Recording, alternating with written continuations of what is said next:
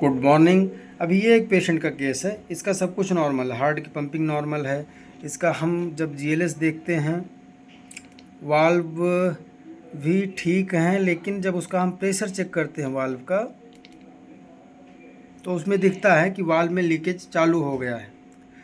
History क्या थी इनकी, थोड़ा सा बीपी ज़्यादा रहता था, स्ट्रेस बहुत ज़्यादा रहता था, बाकी चीज़ें ठीक थी। जब हमने जीएलएस देखा तो जीएलएस भी एक तरह से नॉर्मल ही दिख रहा है। जीएलएस की वैल्यू आप देखोगे तो भी लगभग नॉर्मल ही दिख रहा है, थोड़ा सा केवल डिफेक्ट दिख रहा है, बाकी वैल्यू कितनी 21.4 है, तो सब कुछ नॉर्मल दिख रहा है। अब इसमें गड़बड़ क्या है वो मैं दिखाता हूँ आपको। अब इस पेशेंट का ईसीजी भी हमने देखा तो वो भी नॉर्मल था, लेकिन जब इनका ट्रेडमिल टेस्ट लिया तो मुश्किल से पेशेंट चला कितना है,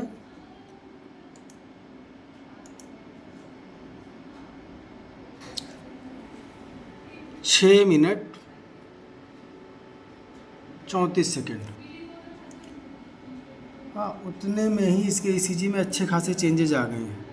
ये चेंजेज क्यों दिख रहे हैं कि इसका मतलब इस टाइम पे इसके हार्ट की मांसपेशियों में ब्लड सप्लाई नहीं हो रही है।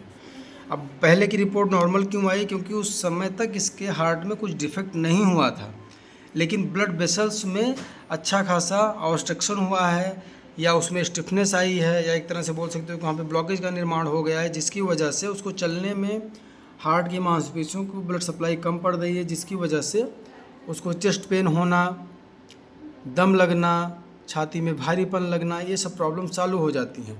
अब यहाँ पे उसने अगर अपनी केयर नहीं की, प्रॉपर ट्रीटमेंट नहीं लिया, तो आगे जाके उसको हार्ट अटैक की संभावना या कार्डियक अरेस्ट की संभावना हो सकती है। धन्यवाद।